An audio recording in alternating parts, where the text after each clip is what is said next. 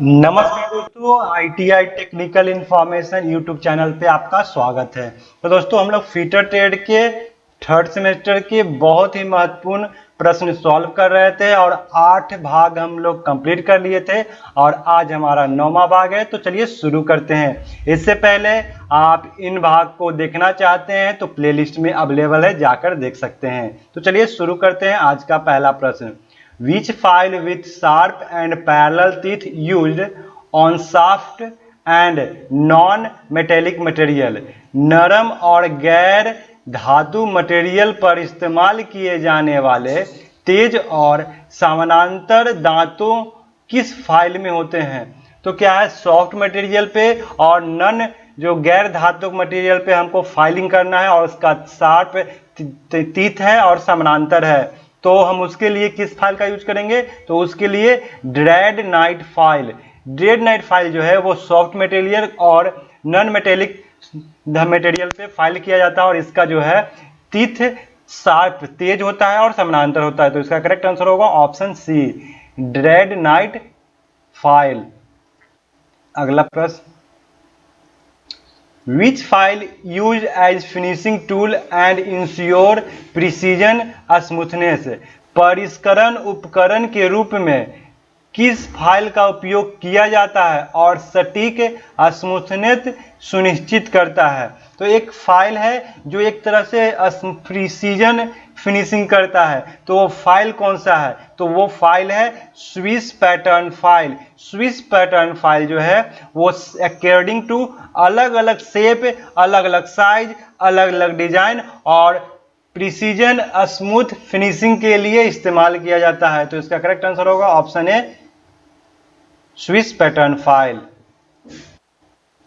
अगला प्रश्न कि What is the thickness range of BI set of filler gauge? Filler gauge के BI set के मोटाई सीमा क्या है? तो फिलर गेज जो है कई सेट में मिलते हैं और BIS के सेट में वो 4 सेट्स में मिलते हैं। तो उसका रेंज क्या है? तो उसका थिकनेस है 0.03 mm to 1 mm, steps of 0.01 mm। तो स्लिप गेज जो है उसका थिकनेस जो है वो 0.03 mm से लेकर 1 mm तक होता है और उसका जो स्टेप्स होते हैं वो 0.01 mm से शुरू होता है। तो दोस्तों यहाँ देख सकते हैं कि ये फिलर गेज है। ये जो इमेज जो है वो फिलर गेज का है और इसमें कई सीट्स लगे होते हैं। वो विशेषकर हार्डन स्टील का और टेम्पर स्टील का बनाया जाता है और इसको क्या करते हैं कि इसमें जो पत्ती लगा होता है, सीट लगता है, उसका थिकनेस जो है अकॉर्डिंग टू 0.03 mm से 1 mm तक और 0.01 mm के स्टेप में होते हैं और आमतौर पर ब्लेड की लंबाई जो होती है वो 100 mm तक होती है। और ये जो है भारतीय मानक के अनुसार फिलर गेज जो है 4 सेट में पाए जाते हैं। तो ये काफी महत्वपूर्ण क्वेश्चन है, बार बार पूछे जाते हैं। प्रश्न है कि what is the height of slip gauge if alpha बराबर 25 डिग्री से और इक्वल टू जो है वो 0.4226 दिया है। तो स्लिप गेज की ऊंचाई कितना होगा यदि 25 डिग्री और 0.4226? तो निकालना है आपको ये स्लिप गेज की हाइट, ये निकालना है स्लिप गेज का हाइट। जब थीटा यहाँ दिया हुआ है, ये जो थीटा है वो दिया हुआ है 25 डिग्री, तो निकालना है आपको ये स्लिप गेज का हाइट। तो सबसे पहले हम लोग क्या करेंगे, इसके लिए साइन का फॉर्मूला यूज करेंगे, साइन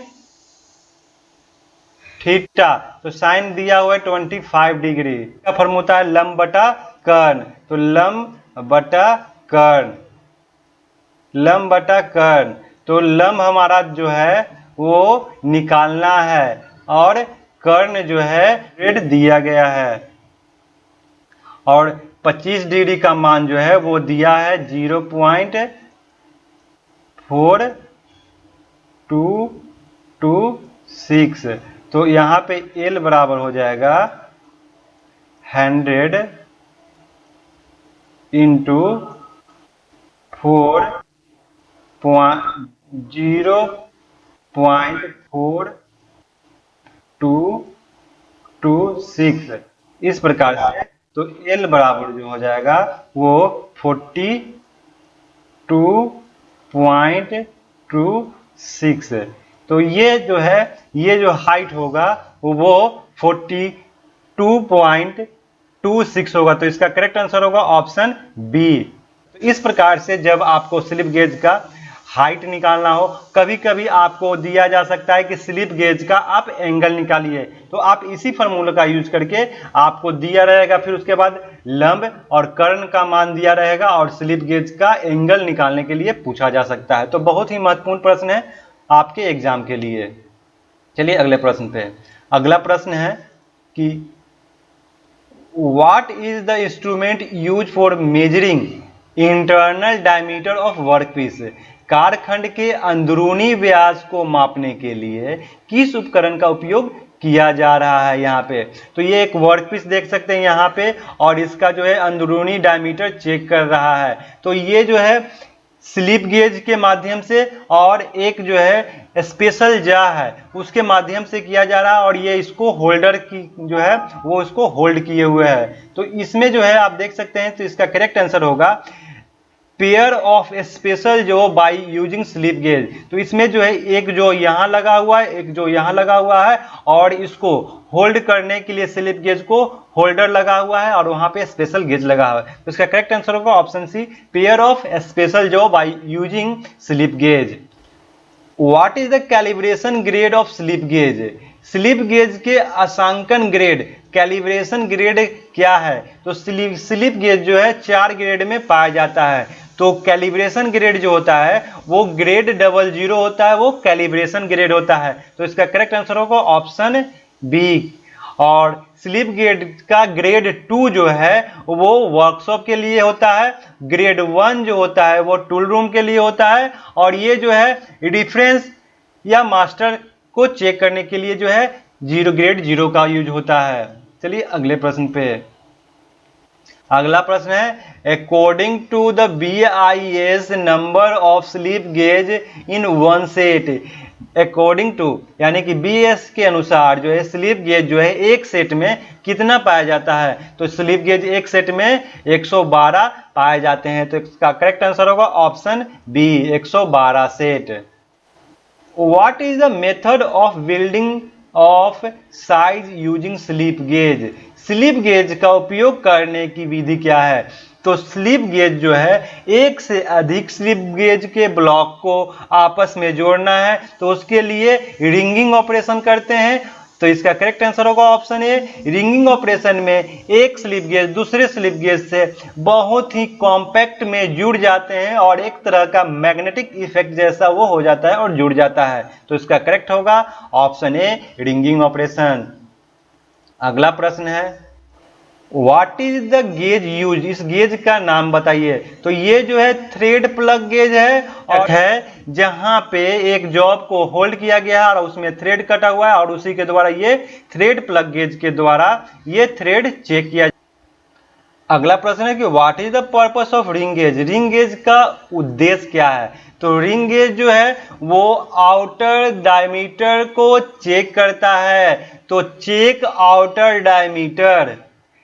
तो इसका करेक्ट आंसर होगा ऑप्शन ए, रिंग गेज जो है आउटर बाहरी व्यास की जो डायमीटर है उसको जांच करता है। अगला प्रश्न है कि what is the range of size in individual radius gauge. व्यक्तिगत त्रिज्या गेज में आकार की सीमा क्या है। तो दोस्तों एक रेडियस गेज होता है जिसका जो व्यक्तिगत स्टेप्स जो होते हैं वो स्टेप्स ऑफ 1 mm में होते हैं। तो इसका करेक्ट आंसर 1 mm स्टेप्स।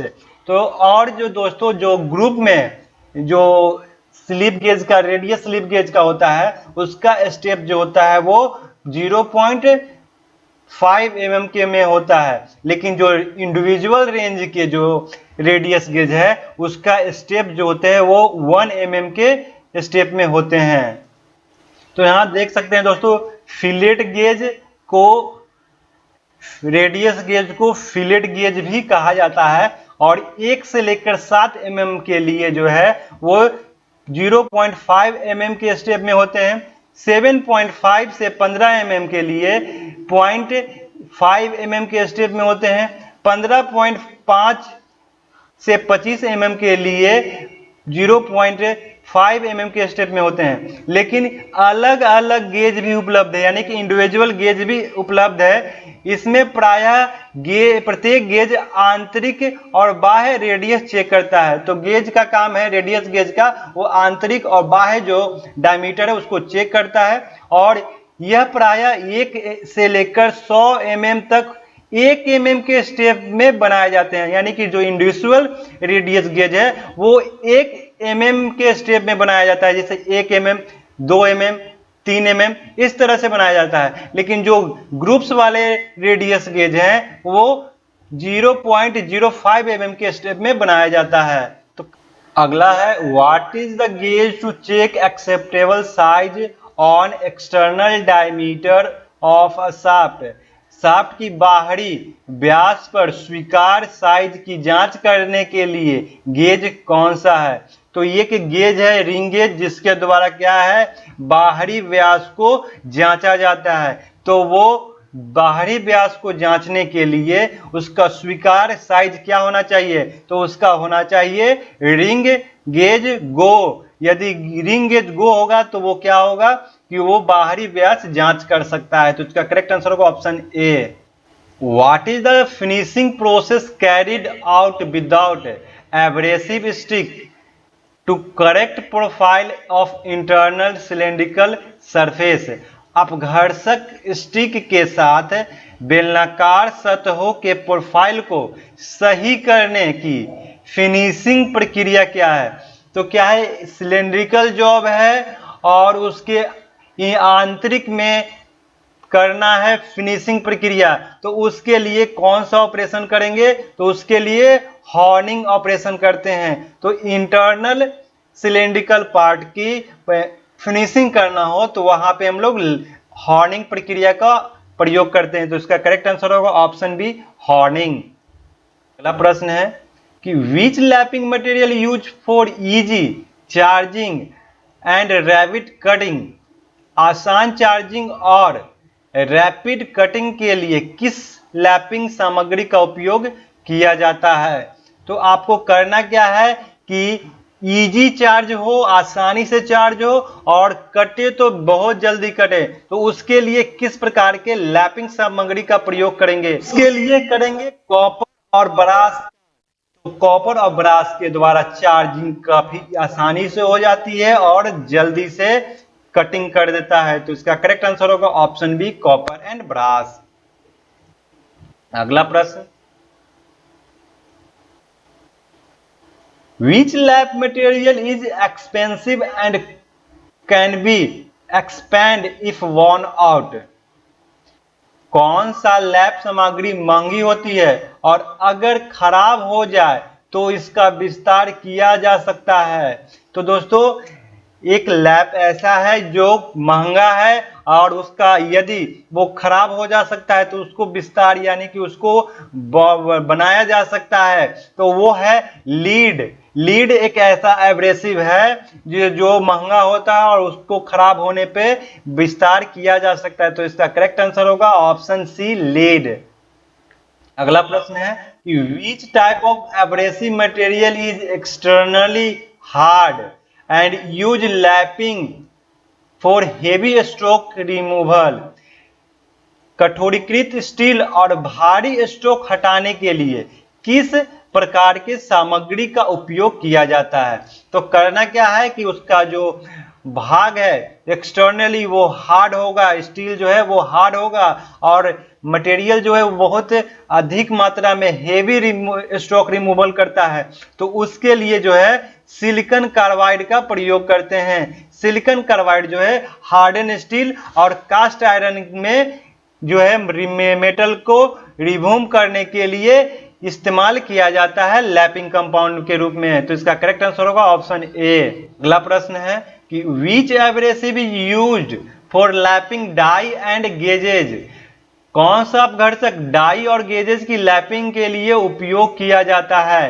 तो डाई और गेज के लिए जो लैपिंग करना है तो उसके लिए बोरान कार्बाइड का प्रयोग किया जाता है। लैपिंग करना हो डाई और गेज को तो बोरान कार्बाइड का प्रयोग करेंगे। तो इसका करेक्ट आंसर होगा ऑप्शन ए। अगला प्रश्न, which is the hardest of all abrasive materials and use for lapping tungsten carbide. Tungsten carbide की लैपिंग के लिए प्रयुक्त सभी अपघर्षक पदार्थों में सबसे कठोर कौन सा है। तो टंगस्टन कार्बाइड की लैपिंग करनी है और वो सबसे हार्ड लैपिंग कंपाउंड है। तो वो क्या है, तो वो है डायमंड। डायमंड जो है वो सबसे कठोर है और टंगस्टन कार्बाइड की लैपिंग के लिए इस्तेमाल किया जाता है। तो करेक्ट आंसर ऑप्शन सी। अगला प्रश्न, Which is the abrasive used for lapping accurately finish very small hole? बहुत छोटे छिद्रों को सही ढंग से फिनिश करने के लिए इस्तेमाल किए गए अपघर्षक का नाम बताइए। तो वो दोस्तों क्या है कि एब्रेसिव ऐसा है जो एक्यूरेटली में फिनिश करता है और छोटे छोटे हॉल को फिनिश करता है और लैपिंग करता है। तो उसके लिए हम लोग डायमंड का ही इस्तेमाल करते हैं। डायमंड के द्वारा बहुत छोटे हॉल्स का भी लैपिंग किया जाता है। तो इसका करेक्ट आंसर होगा option B, diamond. What is the purpose of lapping vehicles? Vehicles lapping करने का उद्देश्य क्या है? तो दोस्तों व्हीकल लैपिंग करने का उद्देश्य होता क्या है कि regulate cutting action and lubricate surface, काटने की क्रिया को विनियमित करना और सतह की चिकनाई करना। तो ये काफी महत्वपूर्ण प्रश्न है लैपिंग से। तो देखिए यहां पे लैपिंग व्हीकल्स, लैपिंग कंपाउंड विवाहक में डूबे रहते हैं। लैपिंग सरफेस पर अपघर्षी एक स्थान पर इकट्ठे होने को रोकने में मदद करता है और कर्तन क्रिया को नियंत्रित करता है। तो मतलब कहना क्या कि लैपिंग कंपाउंड जो है वो क्या होता है कि उसमें व्हीकल्स में डूबे रहते हैं और ये क्या होता है कि जब लैपिंग एब्रेसिव जो होता है जो एक स्थान पर न हो इसमें वो मदद करता है और जो कटिंग ऑपरेशन को वो रेगुलेट करता है। तो इसलिए जो है लैपिंग व्हीकल्स का प्रयोग किया जाता है कि वो लैपिंग एब्रेसिव को इकट्ठा ना होने दे और जो कटिंग ऑपरेशन है उसको रेगुलेट करे। तो इसका करेक्ट आंसर होगा regulate cutting action and lubricate surface. तो दोस्तों ये काफी महत्वपूर्ण प्रश्न आपके आने वाले आईटीआई के एग्जाम, सीआईटीएस एग्जाम के लिए यदि आप इसका अभ्यास कर लेते हैं तो आप अच्छे स्कोर डेफिनेटली पाएंगे। तो वीडियो कैसा लगा कमेंट करके बताएं। यदि चैनल पे आप नए हैं तो चैनल को सब्सक्राइब कर दीजिए। अभी तक बेल आइकन को नहीं प्रेस किया है तो प्रेस कर दीजिए। वीडियो को लाइक और शेयर भी कर दें। तो फिर मिलते हैं एक नए वीडियो में, तब तक के लिए जय हिंद।